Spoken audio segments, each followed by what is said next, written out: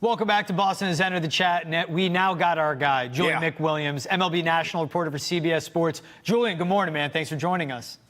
Good morning. Good morning. Crazy night. Man, I know. Just over 12 hours post Rafael Devers trade. I mean, we know all the thoughts going through the Boston fans.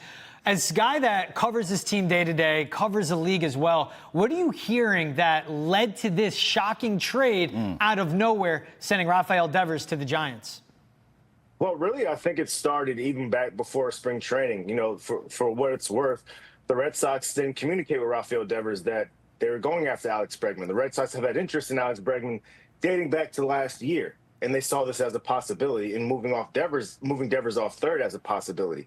Then you get to spring training, he gets there, and it's like, whoa, I'm not playing third base. And then we start asking him, are you going to play, like, would you play first base? Would you play first base? Devers obviously got defensive, like, no, I play third. I'm not playing first base. I'm not playing any other position besides third base. He ultimately ends up at DH, and then they go to ask him again after Tristan Cosby gets hurt, hey, would you play first base? He said, no, I'm not playing first base. And I got a little bit more information on this last night. They actually asked him during spring training to take ground balls at both third base and first base.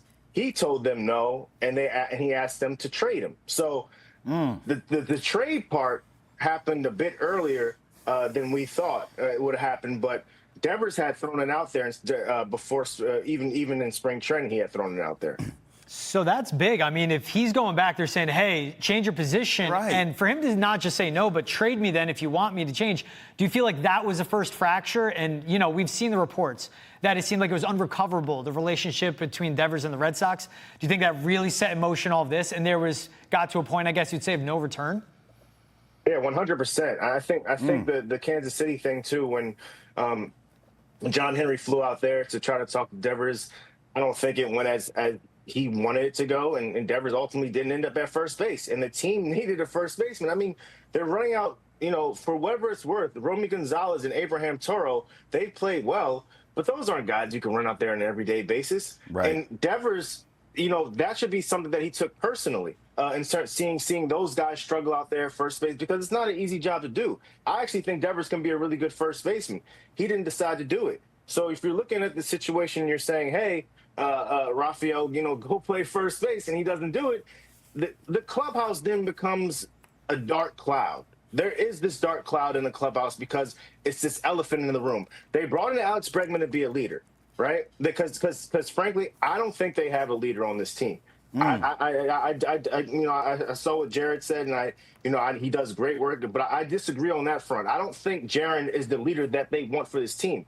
Sometimes Jaron is a ticking time bomb. Right. And I think for certain reasons, you never know when he's going to have, for lack of a better word, a blow up in some sense. So the Red Sox do everything in their power to sort of constrain Jaron and keep him on the straight and narrow because, you know, he's sometimes unpredictable.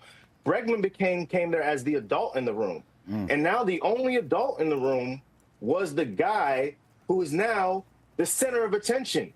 He's the guy who came in and messed up the relationship. So he can't necessarily step in and be the leader that he wants to be, right? And so now we're looking at this situation. We're saying, so who can be the adult in the room? It can't be Rafi, right? Even though he's the highest paid player. So it was a lot of dysfunction going on in that clubhouse. And I think so many voices, even players that had come over for the first year, I'm like, man, what's going on over here? And, you know, you get people across the league. These guys talk. These guys are friends across the league. Yeah. The word is out on the Red Sox. It's dysfunction in there. And they had to do everything in their power to clean it up. Julian, I don't even know if I have a question. I almost want to just talk this out with you because it's starting to make more sense in my head based off what you said. So George called it a first fracture, right? Where initially Devers said, I'm not doing that. I mean, you're in spring training dealing with this stuff. I almost think going back into time here, Julian, I know we can't do that. The Red Sox should have traded him then. Or even if you get to the Kansas City trip where the front office comes out and that meeting didn't go well, you got to trade him then. I'm looking at this now. Team's playing well. Bro hits a home run against the Yankees to help complete a sweep, and you do it now. If anything, hearing what you're saying, Julian, couldn't we hold the Red Sox feet to the fire for not trading him sooner, right? Yeah, I mean that definitely could have happened, but then you have some of the people of the population say, well, why'd you trade him so quickly? This could have been hashed out. He probably would have played first base. So there's two sides to everything.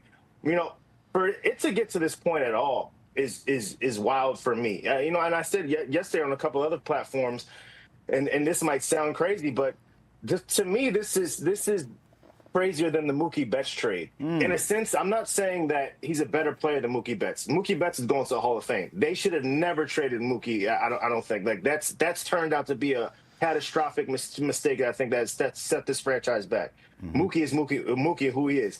But you knew that trade was going to happen, right? It was being talked about all year. This sort of just came out of left field. Yeah. It didn't. There was no preparation for this. Like it was just like, wait, what? And it was sort of like, this is the last player of that era. I know he was young. I know he's sort of a platoon player then, but he's of the Xander Bogaerts tree, right? In terms of being a guy that was of that Red Sox clubhouse with Mookie, Xander, all those guys, JD Martinez. He was the guy that was left, right? And he was the last one, the last franchise player. You know, you traded away the first one. The second one you could have got for cheap, but you waited for him to get the free agency. He then gets that mega deal that you can't match. I don't blame them for not matching that, but they could have re-signed him prior to that. Then the last guy is Rafael Devers, and he is gone now. Yep. That's sort of unfathomable for me to see that since I started covering this team in 2019. All these guys were here, and you're just looking, saying, man, this future is so bright. They just came off a championship season. Look at all these young guys. Now they're gone. All out on the West Coast. And I get that maybe the trade now, but this is also a guy that, fine, would not change his position. Said, I'm going to be DH then if you want me to. Right. And he's been the second best hitter in the AL behind Aaron Judge. Yes. So why this return, Julian? And I understand the reports coming out that, it's fractured, unsalvageable.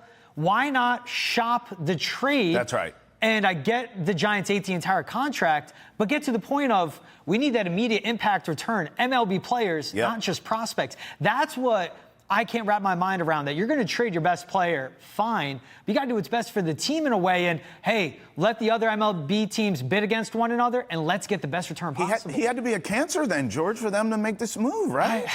They're winning. Yeah. No, I'm not sure that the front office now is, and I just haven't spoken to anybody, but this is just what I sort of presume. I don't think that the front office has necessarily they believe in this team. I think they think they're a couple, they're still some years away. They can't feel they can't make the routine plays. Jared, as he mentioned, they're extremely young, and I think that they're building. And I hate to say it, but it seems like they're building for the future again. This is what it seems like. I mean, you go out and get guys with ERAs north of 4 and 2 prospects. I know one was drafted in the first round last year, but that tells you everything. And look, these guys are going to come up here and struggle. They've done that. Roman Anthony, he's struggling. Marcelo Amaya, he's played well, and I think that's the guy that you can look at to say he's been the most consistent rookie. But Christian Campbell, he's struggling immensely. There's no guarantee that these guys come up and do anything. But I think the Red Sox have invested so much in these young guys that they're saying, hey, we're willing to kick the tires on the guy who was always seen as the young guy, right? Carita, that's the young guy, right? The smiley kid, right? Suddenly became became the grown up, and it was like he has to go. It's wild to me. I still can't fathom it. Yeah, we'll hear from Sam Kennedy, Craig Breslow. They're holding a presser later on in the day, and we're going to see down the line what moves are made. You free up the cap space, you get under that tax number. We'll see what the moves are made for the immediate and the future. He's Julian McWilliams, MLB national reporter for CBS Sports. Julian, appreciate you taking the time, my man. Have a good one.